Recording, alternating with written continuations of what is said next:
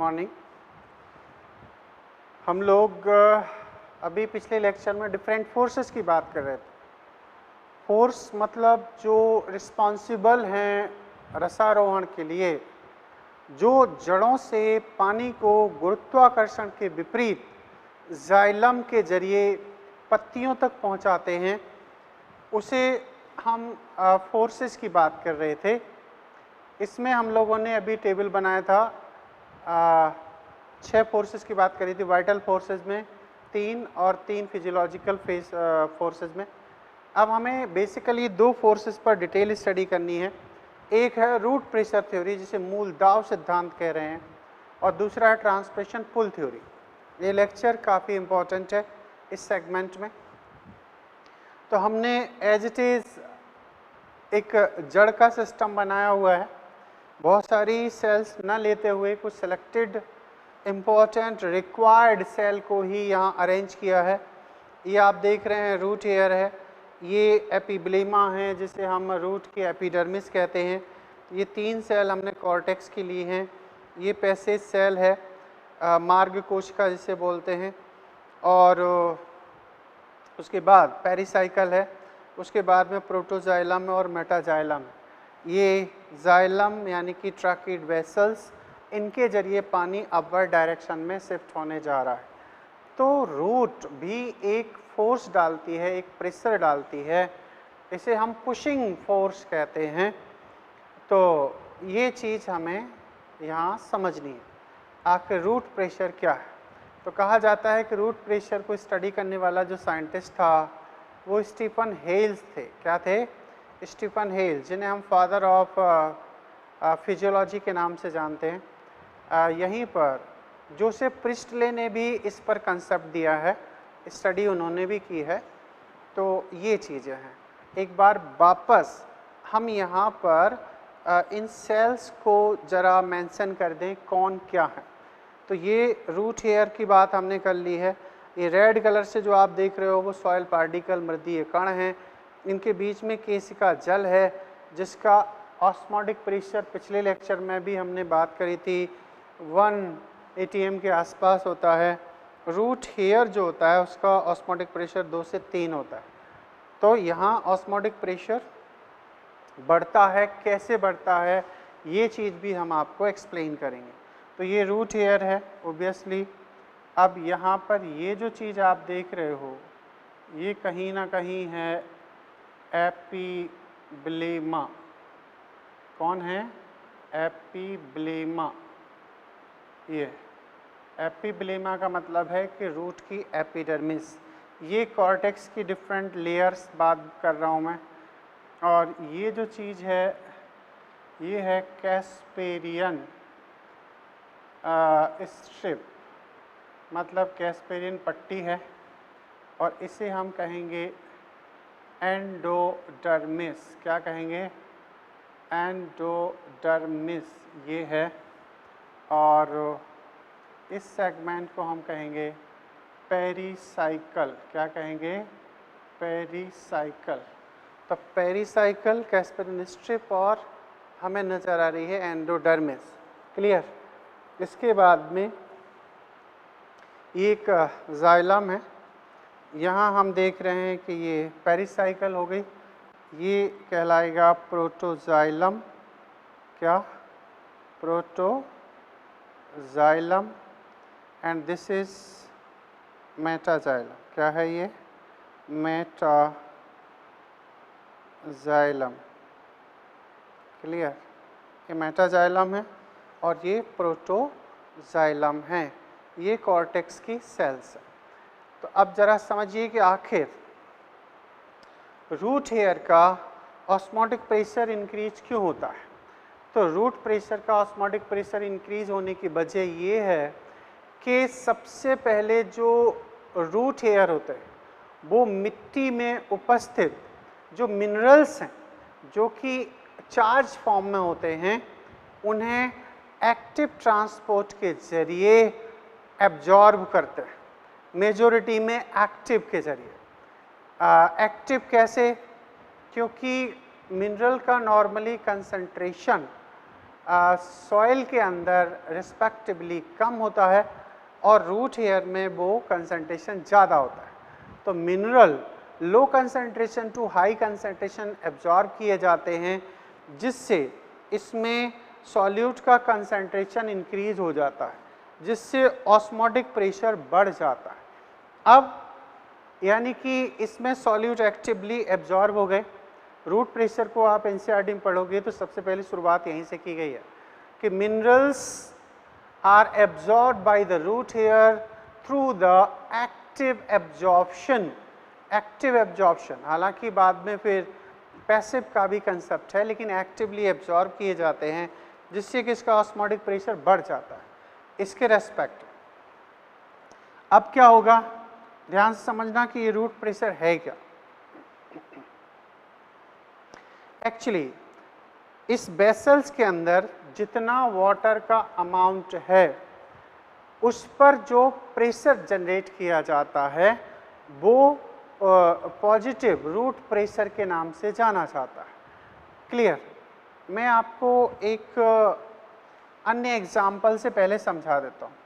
जैसे मान के चलो कि एक फ्लोर है, एक बिल्डिंग है, उसका एक ही फ्लोर है। इस फ्लोर के ऊपर यहाँ पर हमने एक टैंक रखा हुआ है। ये एक टैंक है इस तरीके से, ठीक है, ये टैंक है। अब यहाँ पर एक सप्लाई दी जा रही है, ये वाटर सप्लाई है। हमने एक मोटर लगा रखी है, पानी टिल्लू पंप जिसे बोलते हो आप लोग। ये इस तरीके से इस टैंक की फिलिंग के लिए रिस्पॉन्सिबल है, ये टैंक को फिल कर रहा है। क्लियर? अब यहाँ पर एक हमने मोटर ऐड कर रखी है कुछ इस तरीके से। ये यहाँ रोटेट होती है और रोटेट होने के बाद में ये वाटर की सप्लाई यहाँ देती है और दूसरी साइड में ये जो ज़मीन के अंदर पाइपलाइन है जिसमें वाटर की सप्लाई चल रही है उसे लेकर आता है। ये मोटर है ये, और ये एक पाइप है। क्या है? पाइप, सिंपली वाटर का पाइप है। और ये कौन है? टैंक।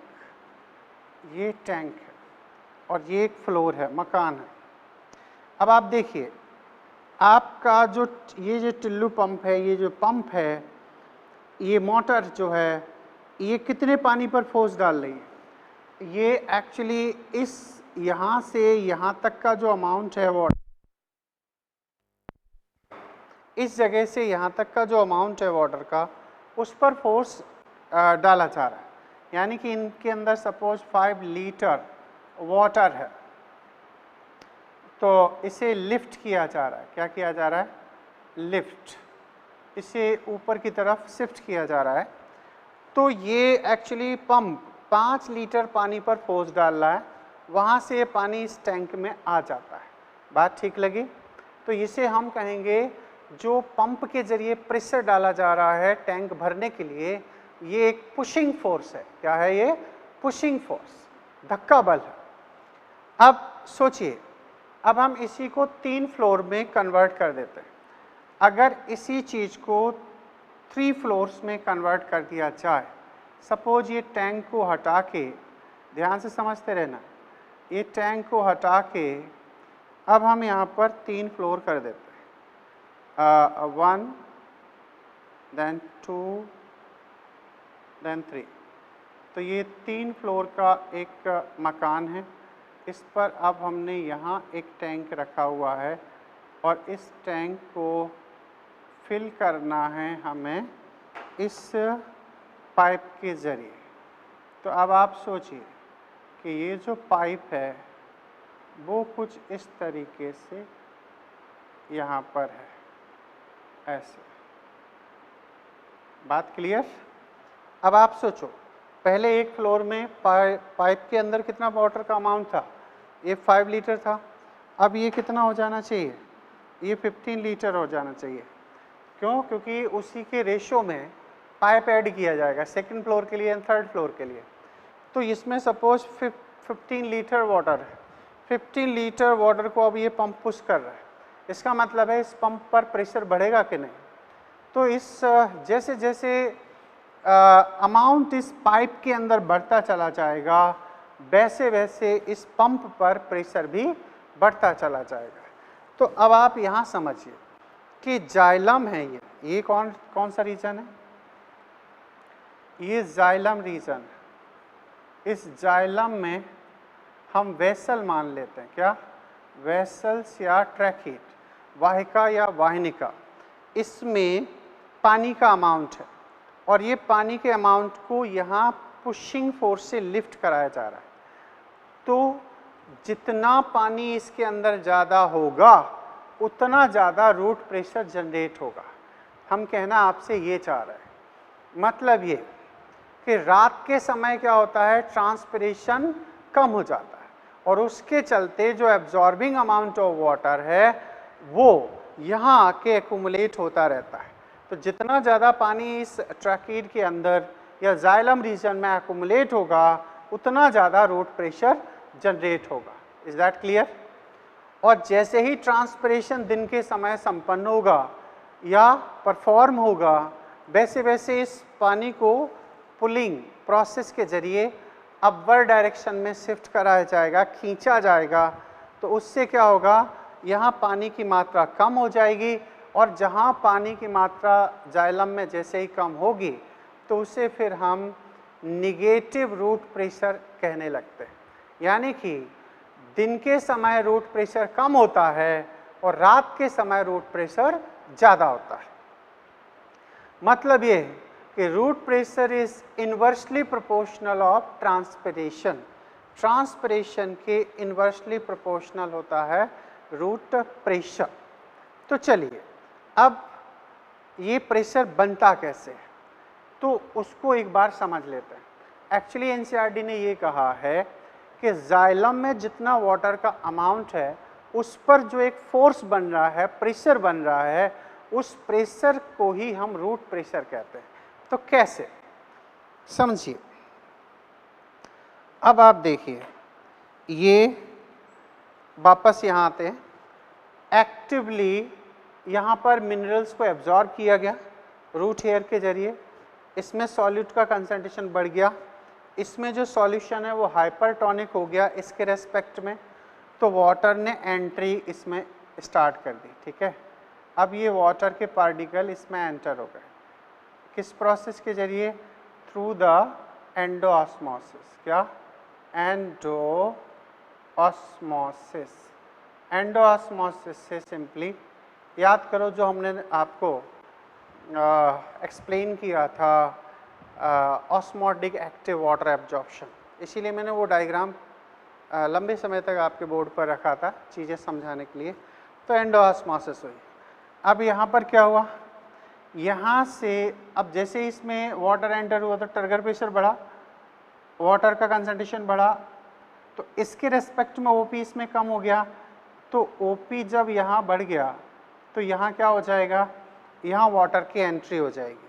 अब मैं यहाँ समझाता हूँ, जो ए सेल है उसका अब क्या हुआ है, टीपी तो इंक्रीज हुआ है, बोलो, और ओपी क्या हुआ है, डिक्रीज। किसके रेस्पेक्ट में, बी के रेस्पेक्ट में। अभी बी पर देखा जाए तो टीपी क्या है, कम, ओपी क्या है, ओपी हायर है, क्योंकि वाटर की एंट्री यहाँ हुई है। पानी की जैसे ही एंट्री होगी टर्गर प्रेशर बढ़ेगा, ऑस्मोटिक प्रेशर कम हो जाएगा। तो पानी का जो मूवमेंट है वो कहाँ से कहाँ की ओर होगा, मतलब इस ए टू बी सेल होगा, तो वाटर की एंट्री यहाँ हो जाएगी। क्लियर?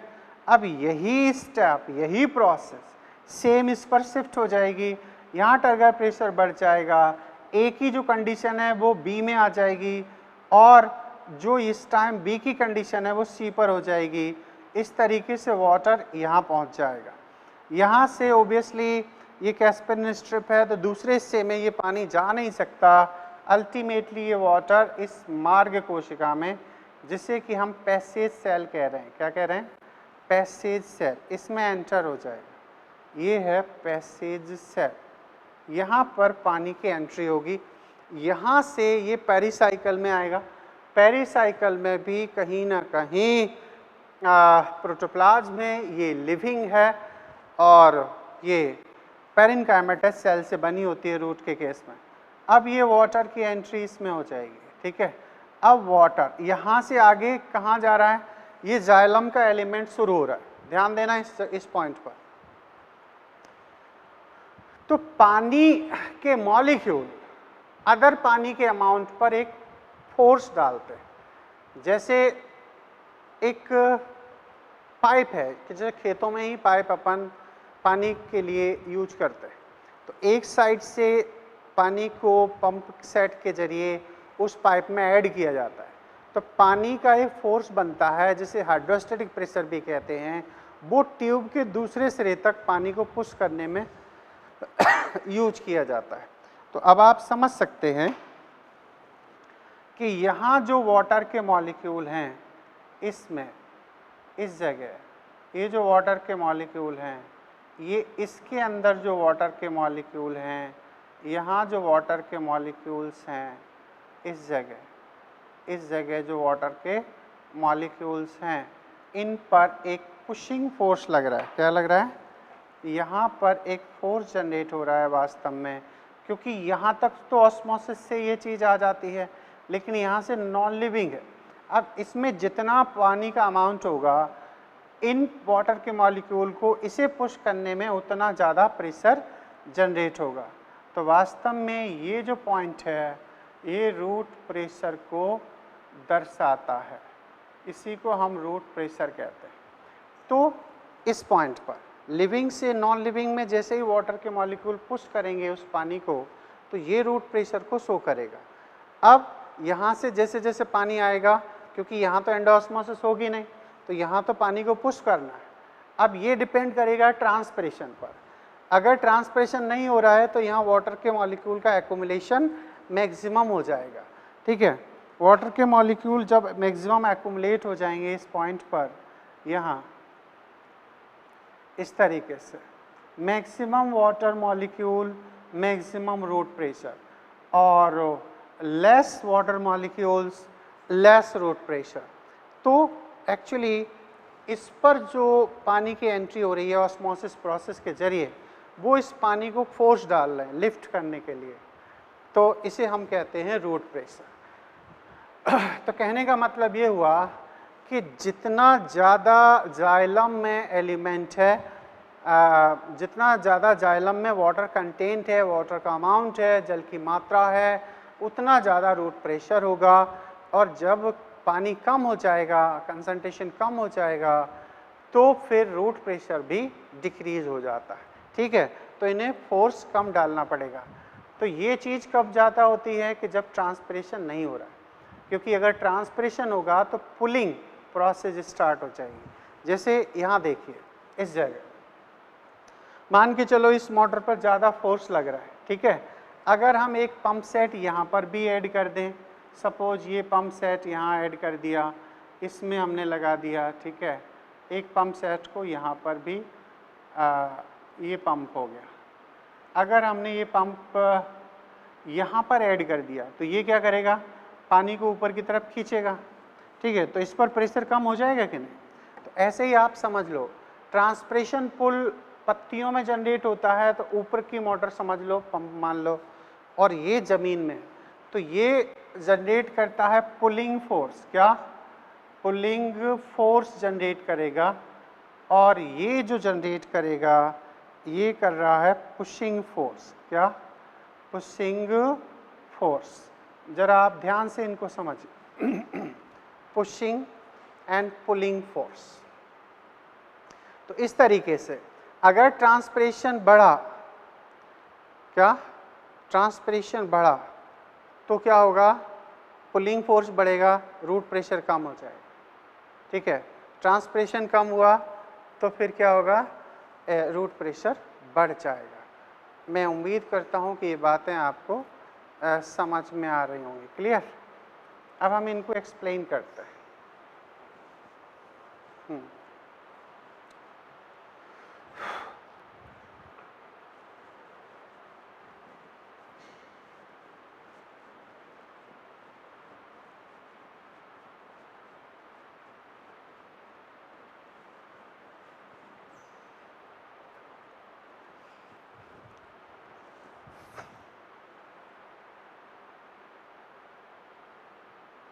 हाँ, तो रूट प्रेशर अब क्या हुआ, मूल दाब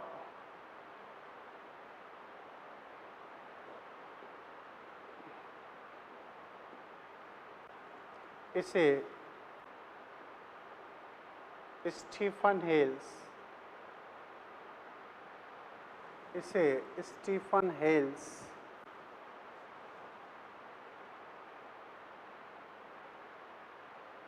के द्वारा अध्ययन किया गया,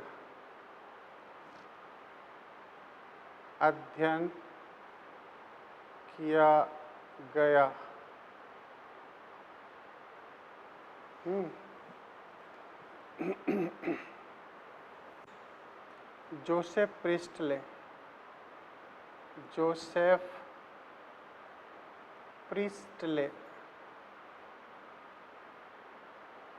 ने भी इसे अध्ययन किया।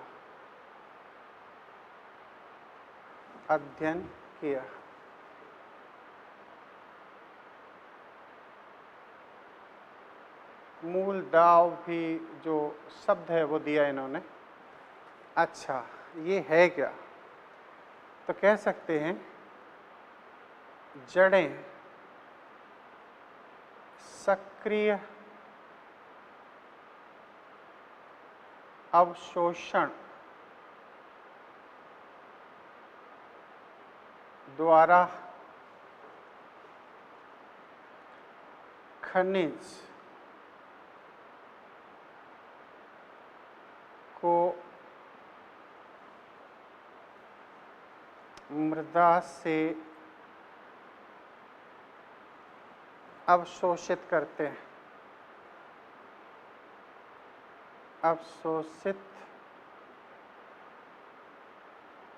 हैं, जिससे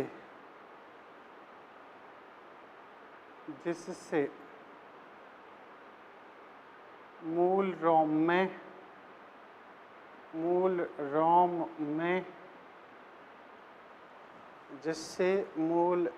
में मृदीय जल की अपेक्षा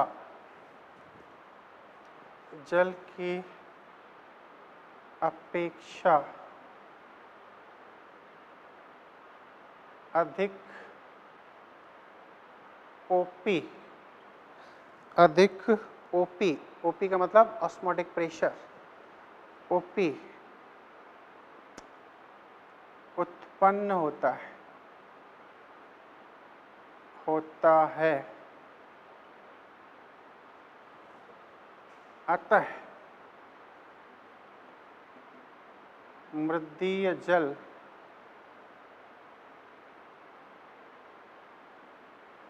एंडोऑस्मोसिस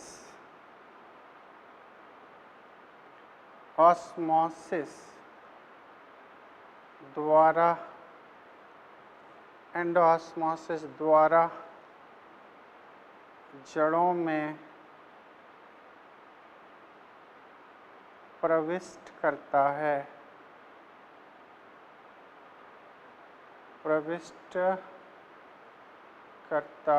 क्लियर, प्रविष्ट करता है। अब जैसे ही यहाँ पर वाटर की एंट्री हुई तो ठीक है, टर्गर प्रेशर जनरेट हुआ। अच्छा,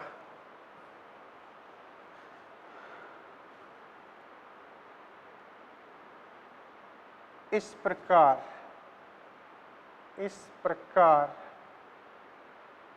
से जल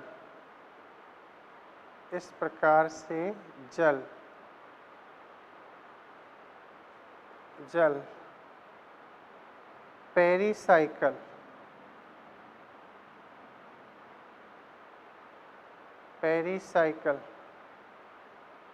भाग तक पहुंचता है।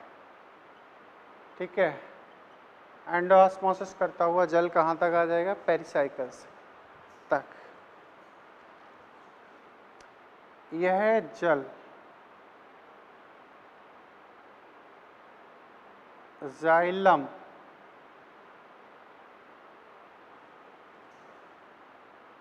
भाग में उपस्थित जल पर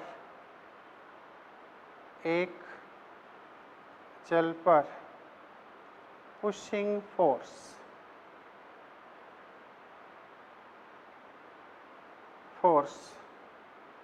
उत्पन्न करता है, पुशिंग फोर्स उत्पन्न करता है। ठीक है, एक पुशिंग फोर्स ऐड करेगा।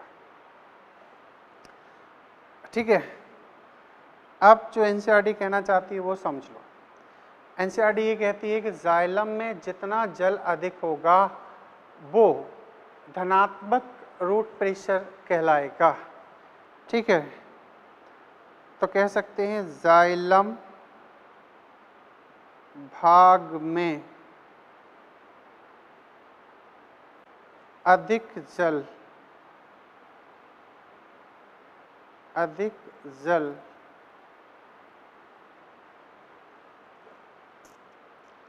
धनात्मक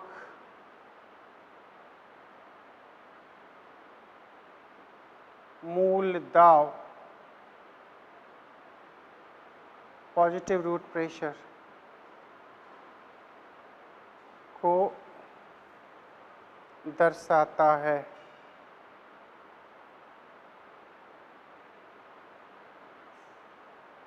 जो रात्रि के समय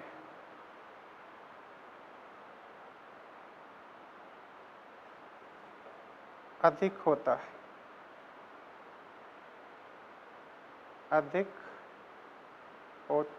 है।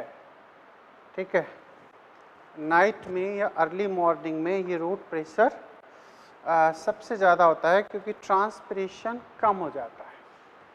अब हम इसी का दूसरा पहलू समझते हैं, वो ये। लेकिन जब दिन का समय आता है तो कह सकते हैं लेकिन दिन के समय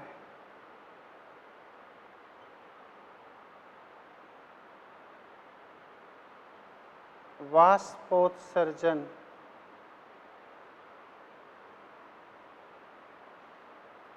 अधिक होता है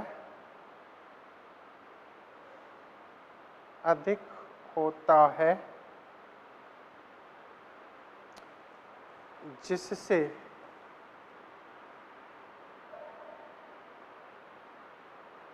जाइलम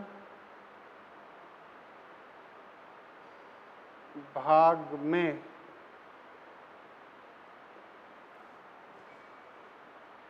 जल की सांद्रता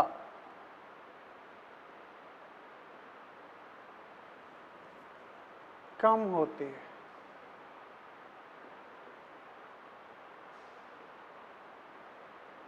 यह निगेटिव रूट प्रेशर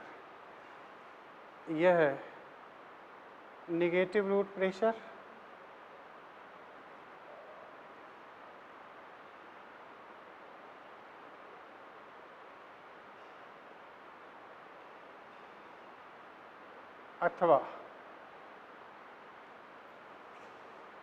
कम मूल दाब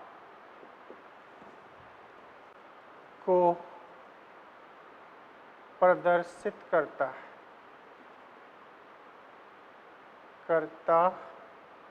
है। बात क्लियर?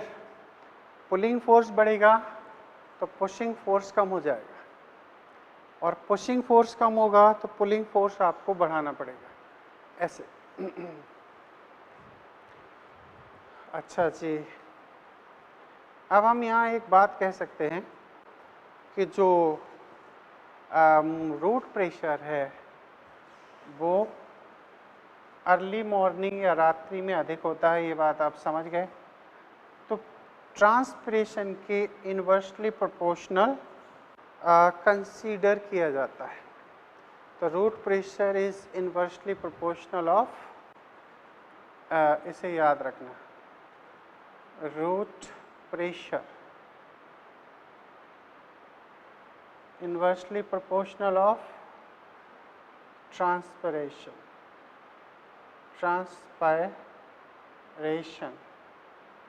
जब ट्रांसपिरेशन ज़्यादा होगा तो रूट प्रेशर कम होगा, और रूट प्रेशर ज़्यादा है मतलब ये समझ लीजिए आप, ये बात हो गई। अब बात आती है मूल दाब द्वारा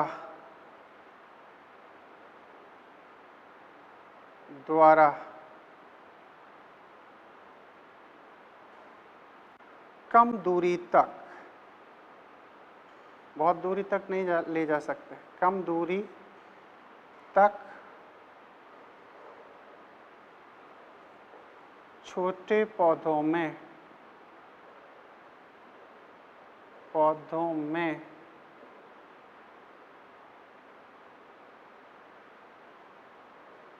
जल खनिज स्थानांतरण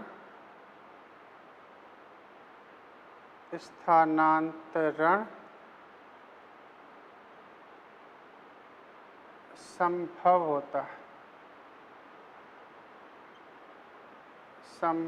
होता है। ऐसे, ठीक है, जैसे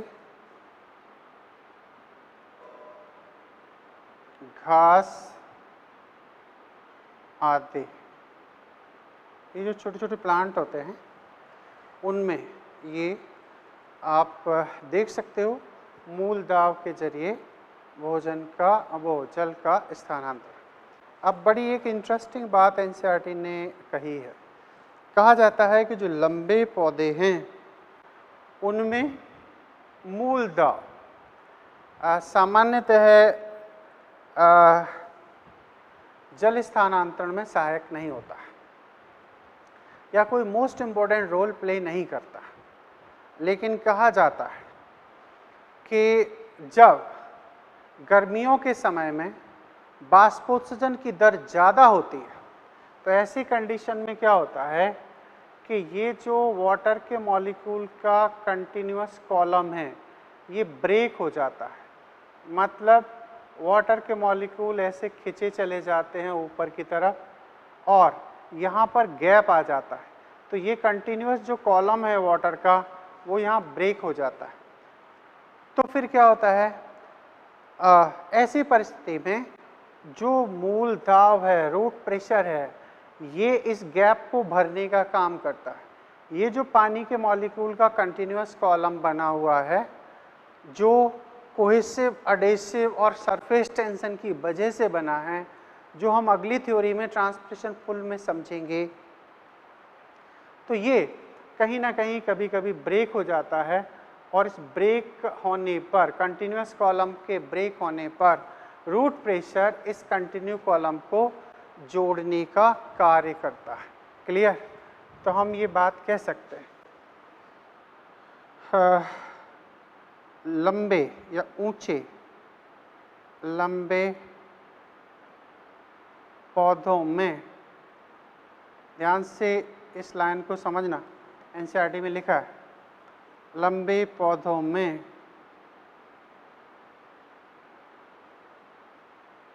सामान्यतः मूल दाब अधिक महत्व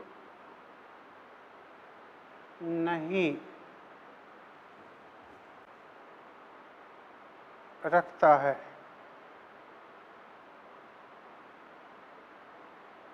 क्योंकि लॉन्ग डिस्टेंस तक ये वाटर को कंडक्ट नहीं कराता है,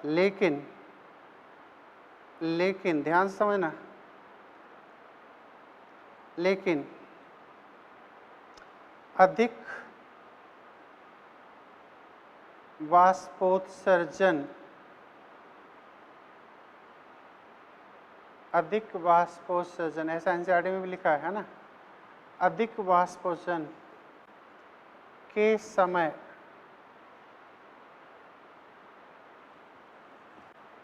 जाइलम भाग में, जाइलम भाग में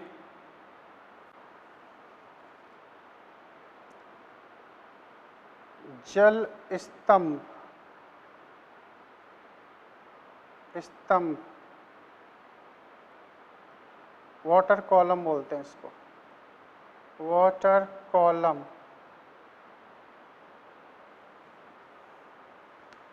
के टूटने पर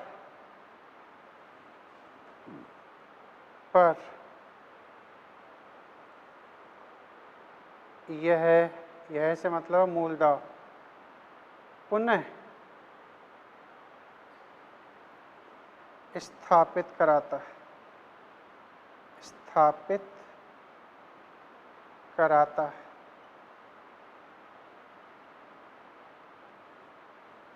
जो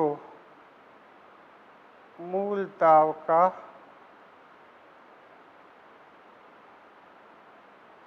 महत्वपूर्ण योगदान है, का महत्वपूर्ण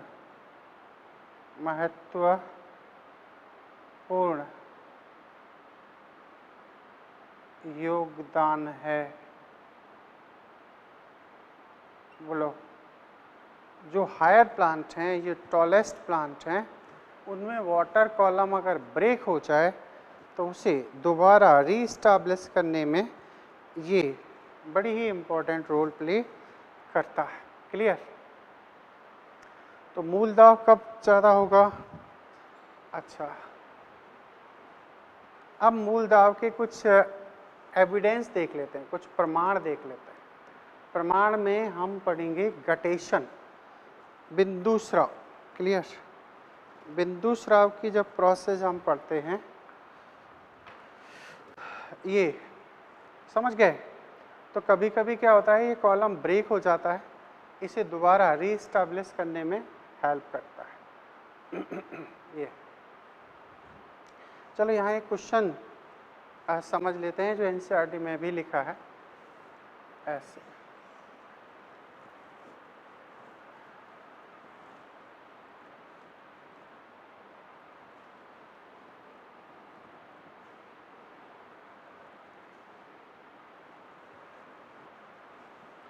एक क्वेश्चन है,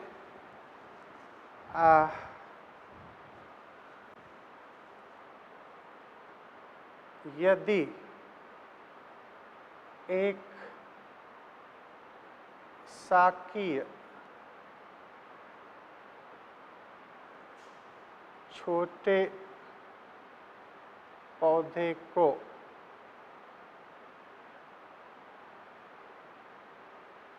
दिन के समय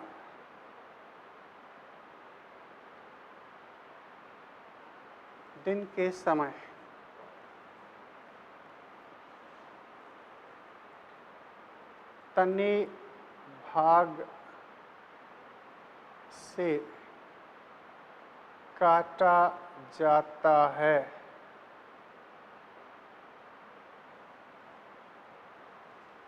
तब अधिक वाष्पोत्सर्जन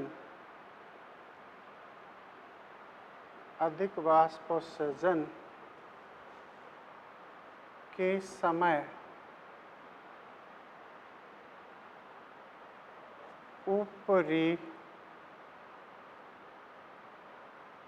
कटे हुए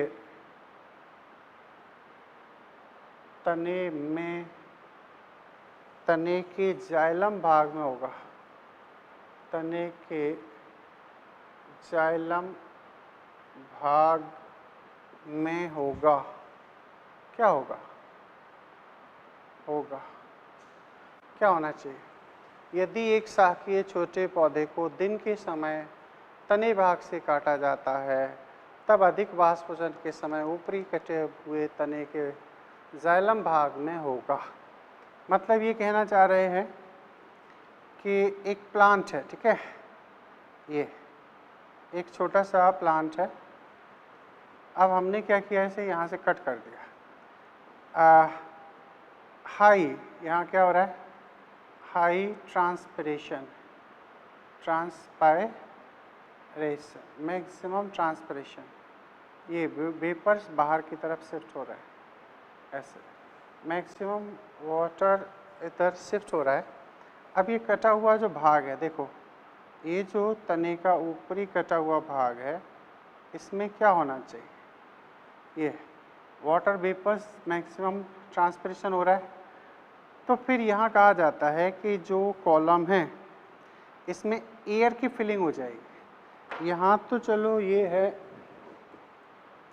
कि वाटर के मॉलिक्यूल्स होंगे, लेकिन इस जगह एयर की फिलिंग मानी चाहिए, क्या, एयर, और ये कौन होगा, वाटर।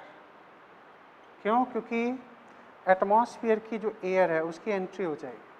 जैसे अपन कोई जूस स्ट्रॉ के ज़रिए पीते हैं, ठीक है, तो जब जूस ख़त्म हो जाता है और उसमें अपन सक करते हैं उससे स्ट्रॉ को, तो उसमें एयर आ जाती है।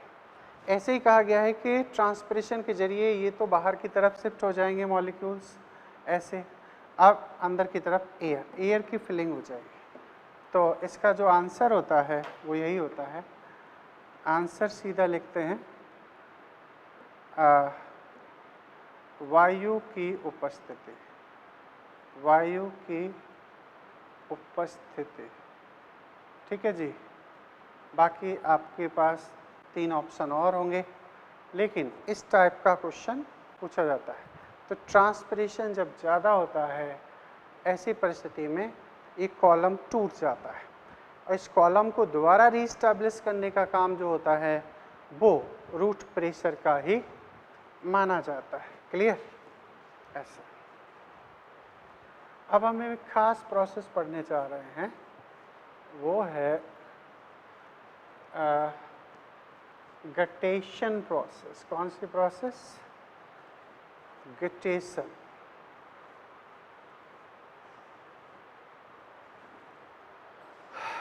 गटेशन, बिंदु स्राव।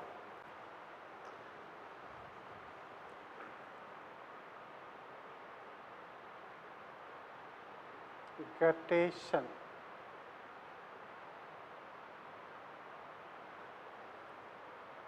प्रोसेस, इसे हम हिंदी में कहते हैं बिंदु स्राव प्रक्रिया, ऐसे। तो कहा जाता है, हम इसे 2 डायग्राम के जरिए समझें। जैसे एक प्लांट है, ठीक है, सपोज ये एक प्लांट है और इस प्लांट में एक पत्ती है,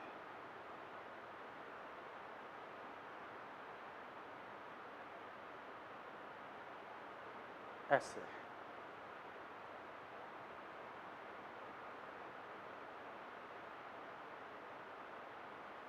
ऐसे एक लीफ है,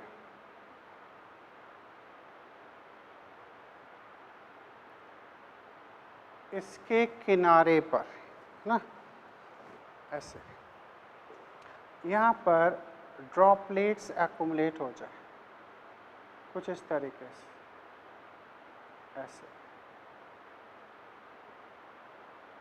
याद रहे किनारे पर। और ये ड्रॉपलेट्स बाद में फिर ऐसे ड्रॉप होना स्टार्ट हो जाए, तो इस प्रोसेस को हम कहते हैं गटेशन। क्या कहेंगे, गटेशन, ठीक है।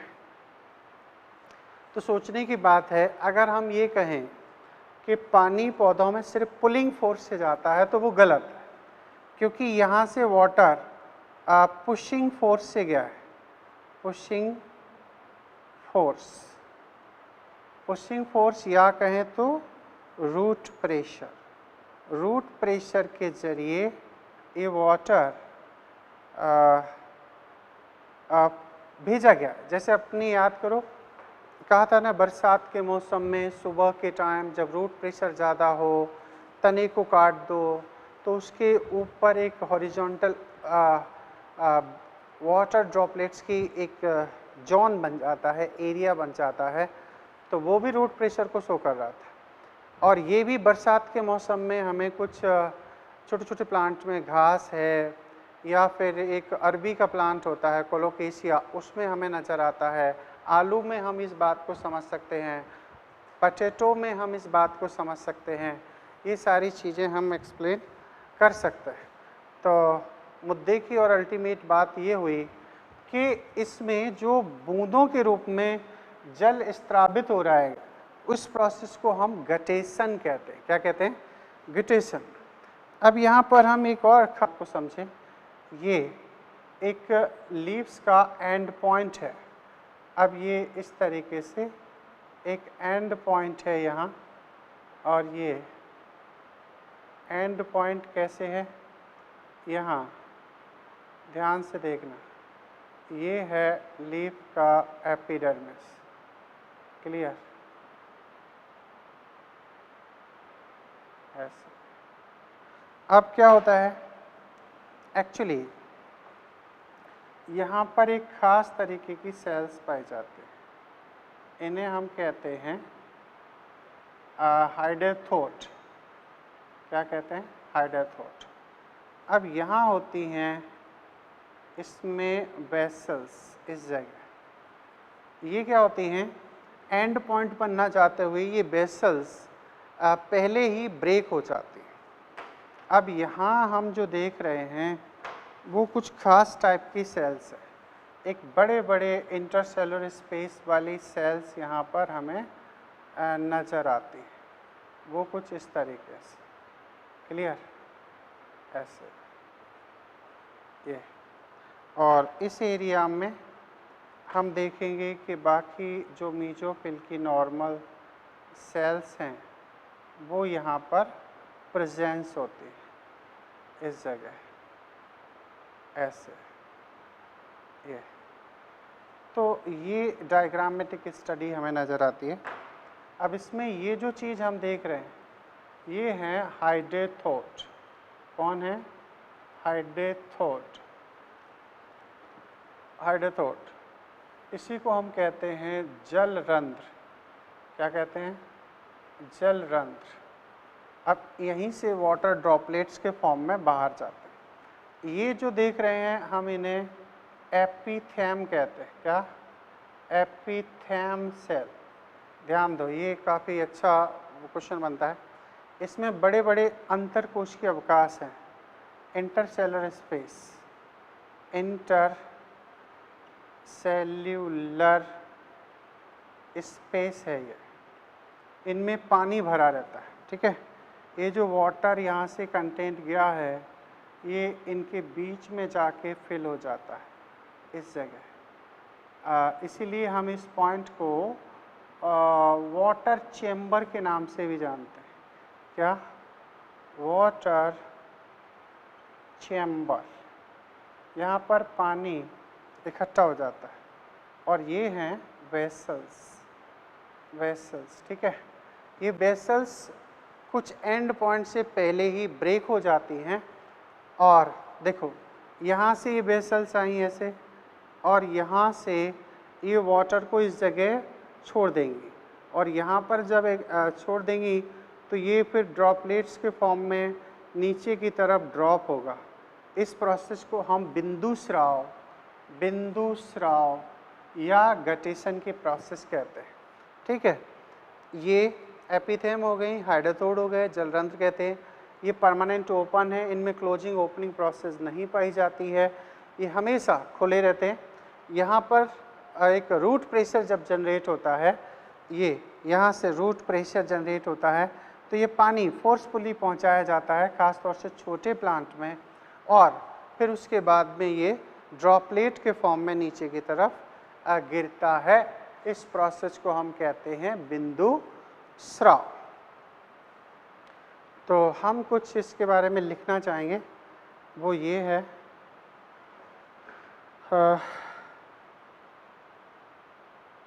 फिर से वही बरसात के समय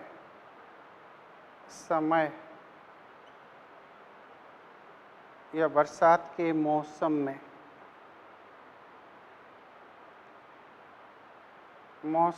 में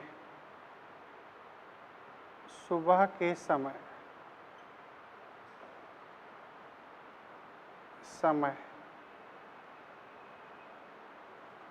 शाकीय पौधे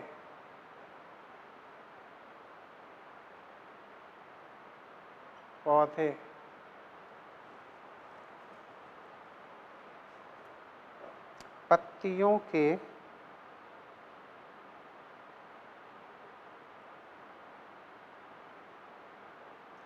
किनारे भाग से जल बूंदों के रूप में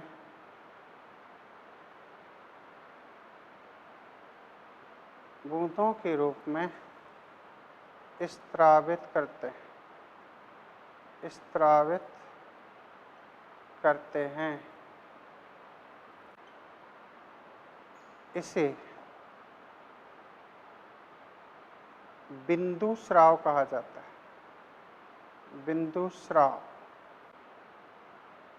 गटेशन कहा जाता है। बात क्लियर? कह सकते हो कि रेनी सीजन हो, अर्ली मॉर्निंग हो, जब रूट प्रेशर हाई हो, तब पत्तियों के किनारे से बूंदों के रूप में, है ना, ये ड्रॉपलेट्स हैं, वाटर ड्रॉपलेट्स, जल की बूंदें, ठीक है, ये बूंदों के रूप में जब ये वाटर रिलीज हो, ख़ास तौर से किनारे से, कह सकते हो अनइंजर्ड पार्ट से। कहाँ से? अनइंजर्ड पार्ट से।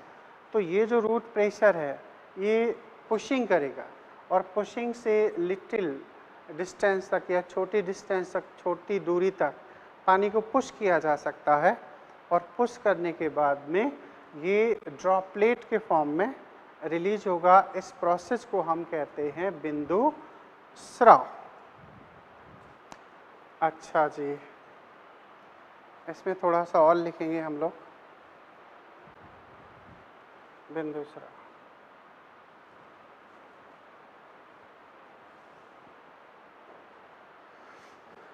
यह प्रक्रिया, ये बड़ा इम्पोर्टेंट पॉइंट, यह प्रक्रिया मूल दाब सिद्धांत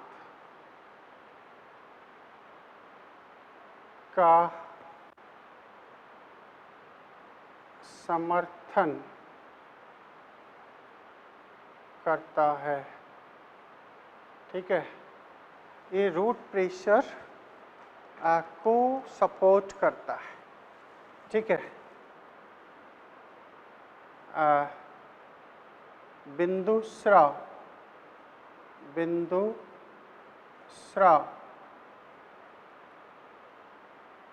स्थायी रूप से खुले हुए जल रंध्र, ये शब्द बहुत पूछा जाता है, जल रंध्र, हाइडेथोड के द्वारा संपन्न होता है। ठीक है, हाँ, एपीथेम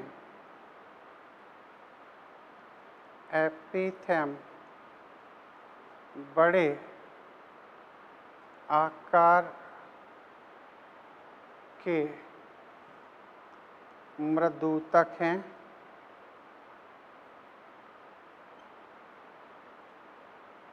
जिनके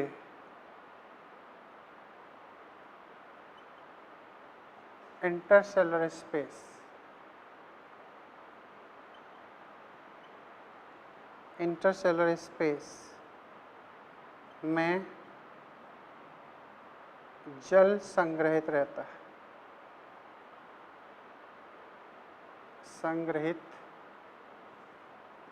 है, क्लियर। और इस प्रोसेस को हम कहाँ स्टडी कर सकते हैं? इस प्रोसेस को हम स्टडी कर सकते हैं शाकीय पौधा, ठीक है।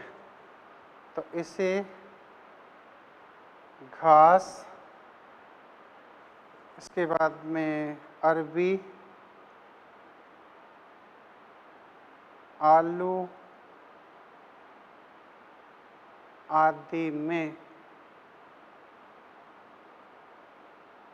अध्ययन करते हैं, क्लियर। एक घास, दूसरा अरबी, तीसरा आलू। इसमें टमाटर का प्लांट भी ऐड होता है। इनमें ये प्रोसेस अर्ली मॉर्निंग हमें आसानी से दिख सकती है। इसमें दो चीज़ें खास हैं एनसीईआरटी में, चूँकि गटेशन का जिक्र है। अच्छा, यहाँ एक बात और याद रखना, एक पॉइंट बड़ा खास है कि ये जो गटेशन की प्रोसेस होती है ये अनइंजर्ड पार्ट से होती है। कहाँ से होती है? अनइंजर्ड पार्ट। तो एक पॉइंट और इसमें बनता है,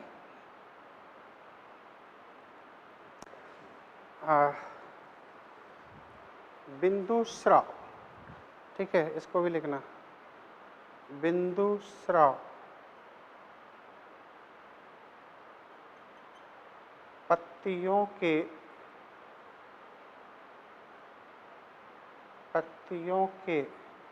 अनइंजर्ड, और अगर इंजर्ड पार्ट से वाटर रिलीज हो ड्रॉपलेट्स के फॉर्म में तो उसे फिर हम ब्लीडिंग कहते हैं,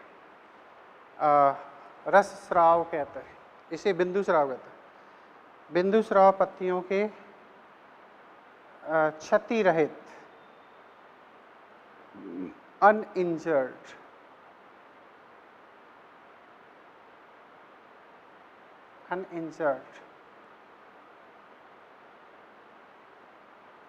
क्षति रहित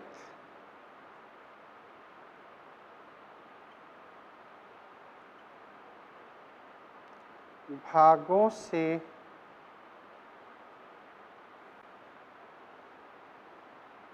पत्तियों में